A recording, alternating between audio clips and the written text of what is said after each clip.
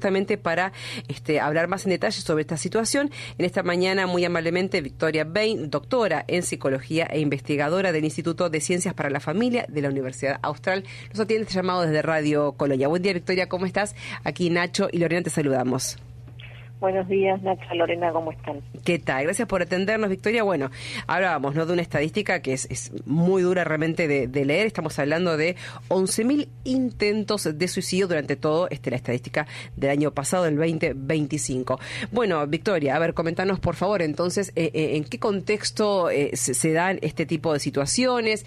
¿Qué pasa con, digamos, las diferentes franjas etarias en nuestro país? ¿Esto afecta en mayor medida a alguna edad en particular? Pones un poquito en contexto, por favor.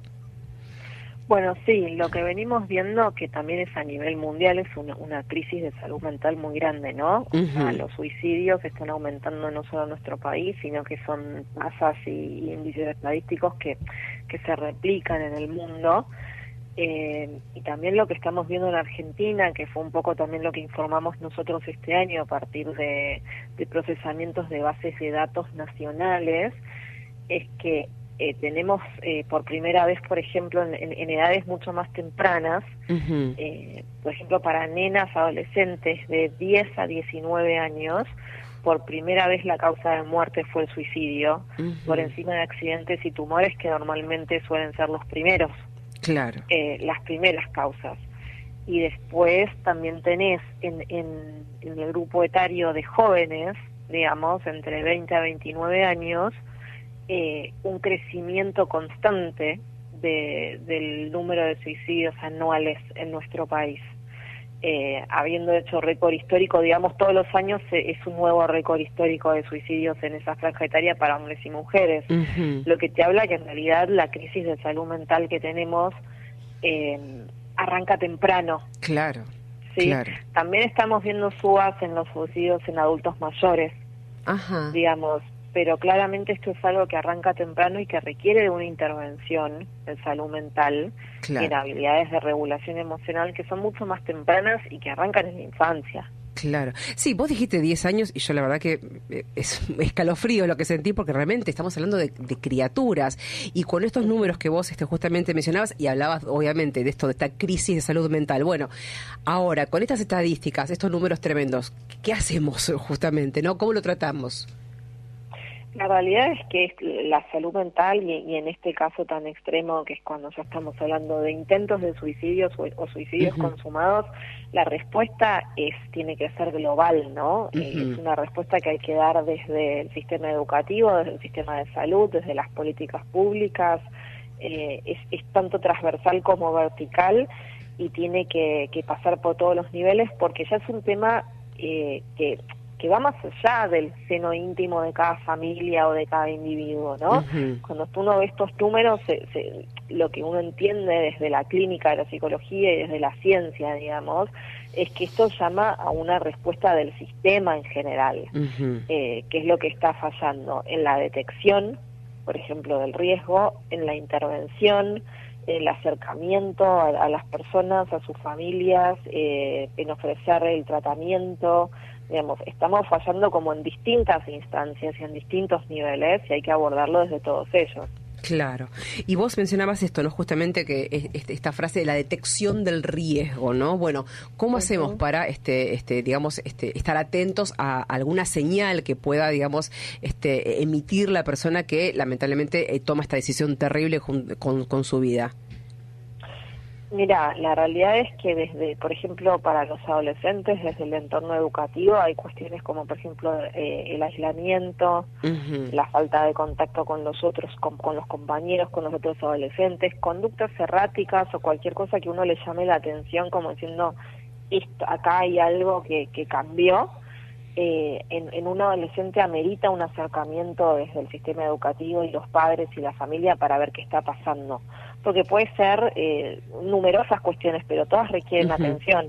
Claro. Entonces, cuando uno ya detecta un cambio de conducta, de actitud o anímico que llame la atención, requiere intervención. Lo que pasa muchas veces es que en los colegios, por ejemplo, la parte emocional del desarrollo de los chicos no es prioridad.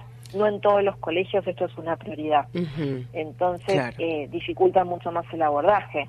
Y en adultos también, mientras un adulto que está aislado, que no contesta, que digamos uno empieza como a notar ciertas cuestiones, que a veces sí, a veces no, digamos, ¿no? Es una temática muy compleja clínicamente. Claro. Pero es la realidad es que es acudir cuando uno ve que hay algo que está distinto.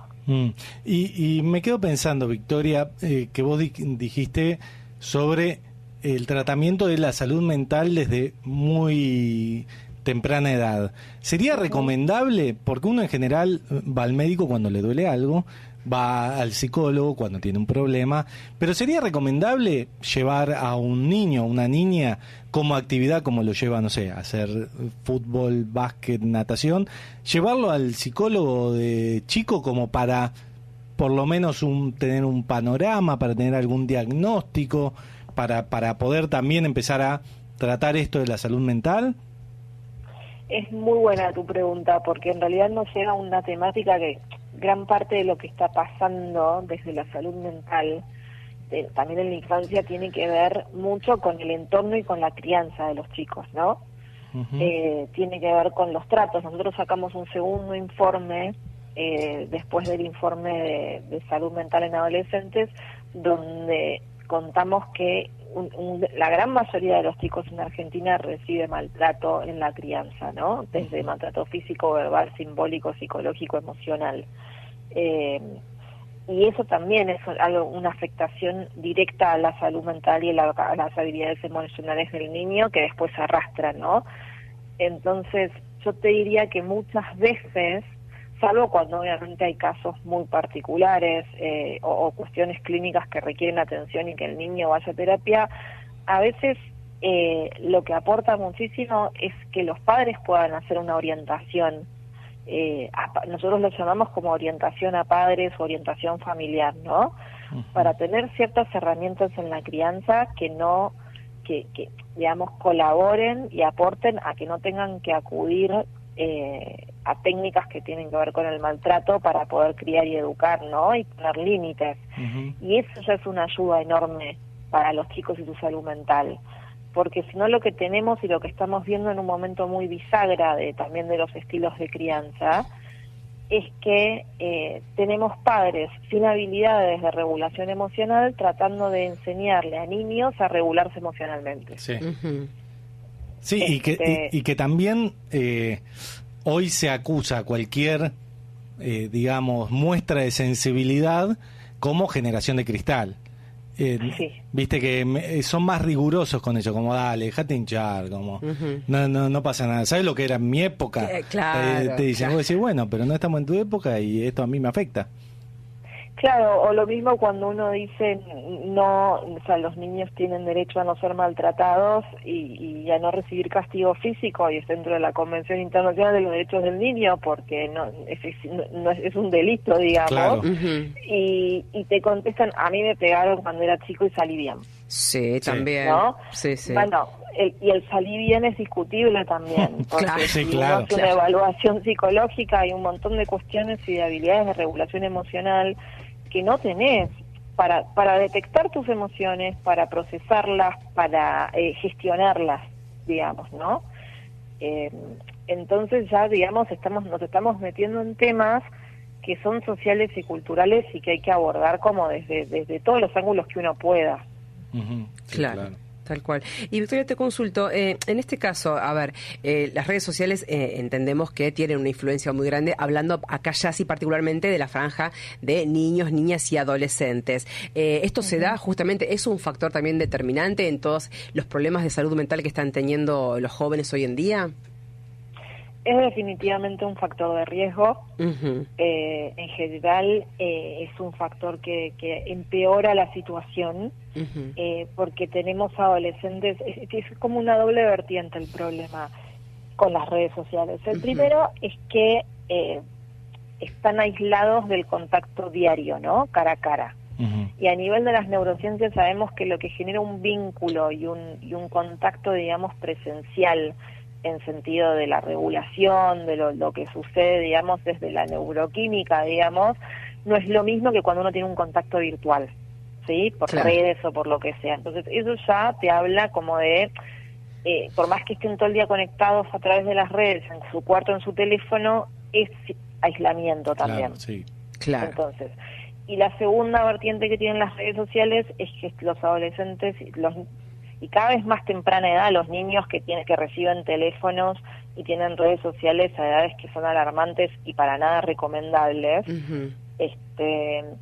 y los tenés todo el día mirando versiones ideales de la vida y planteando un ideal de vida en distintos modelos, etapas, desde el cuerpo, la actividad, los grupos de amigos, las vacaciones, lo que sea, que uno adulto que no creció con esas redes sociales entiende que eso es lo que están proyectando y mostrando, pero que no es real y no se compara con eso. El adolescente sí se compara con eso porque nació con esas redes sociales y porque esa es su realidad. Entonces, ¿qué generamos? Una frustración enorme de un ideal que es inalcanzable. Entonces está todo el tiempo comparándose con algo que no tienen, lo que en una edad tan vulnerable en el desarrollo de la identidad genera una mella enorme en lo que es la autoestima. Claro, tal cual, tal cual. Y cuando lo juntas con el primer factor, que es el del aislamiento, estás hablando de una tormenta perfecta. Claro. Claro, claro. Y Victoria, te consulto, porque uno quizá cuando, volviendo al tema de los suicidios, cuando habla del suicidio lo asocia quizá a una patología determinada como es la depresión. Pero digo, y te consulto, ¿hay otro tipo de enfermedades de salud mental o patologías que puedan derivar en este tipo de situación? Sí, porque hay cuestiones que pueden tener más que ver con las dificultades en control de los impulsos y no necesariamente ser producto de una depresión, sino de un impulso en un momento de muchísima desregulación. Entonces, y además también existe lo que uno llama la depresión funcional, que una persona puede estar deprimida y el entorno no darse cuenta. Porque no es siempre la depresión de aquel que está metido en la cama con la presión baja y no quiere salir. Bien. Están aquellos que padecen depresión pero salen todos los días a trabajar, a hacer sus cosas y que funcionan. Sí, y me quedé pensando ahora en los números que dijimos al principio de la nota, de alrededor de 11.000 intentos. ¿Esto viene increyendo? ¿Esto es una tendencia? ¿Esto es algo que en realidad se mantiene pero que hoy lo hablamos? ¿A qué se deben estos números? No, está creciendo. Esto es una tendencia en crecimiento, y no solo en la Argentina, sino a nivel mundial. Cuando uno empieza a levantar estadísticas de otros países, muchísimos países estamos replicando los mismos, el mismo crecimiento en los números, ¿no? Donde esto está ocurriendo cada vez más.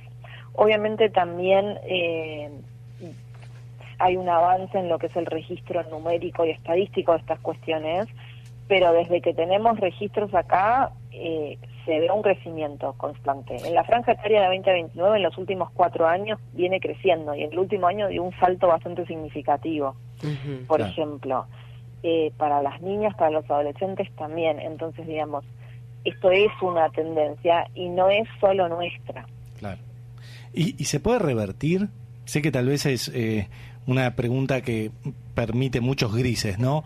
Pero ante una situación así, tan extrema, ¿es posible a través de terapia, tratamiento, revertir esta pulsión, como lo dijiste vos hace un rato, que no me sale el término correcto, esta desregulación, ¿se puede revertir? Sí, se puede revertir, pero requiere como de intervenciones en todos los niveles, digamos, contextuales, ¿no? Dependiendo del grupo etario, digamos, la salud mental es algo de lo que hay que hablar, que hay que hablar en todas las esferas de la sociedad, y mientras más podamos hablar del tema, más también las personas tienen noción de que pueden pedir ayuda, de que hay medios, de que hay herramientas. La prevención es muy fundamental. Poder uno llegar a contar con ayuda o un acercamiento de algún tipo, de algún sector, digamos, que pueda brindar tratamiento, antes de llegar a un estado crítico en donde empieza, por ejemplo, la ideación suicida, digamos, ¿no?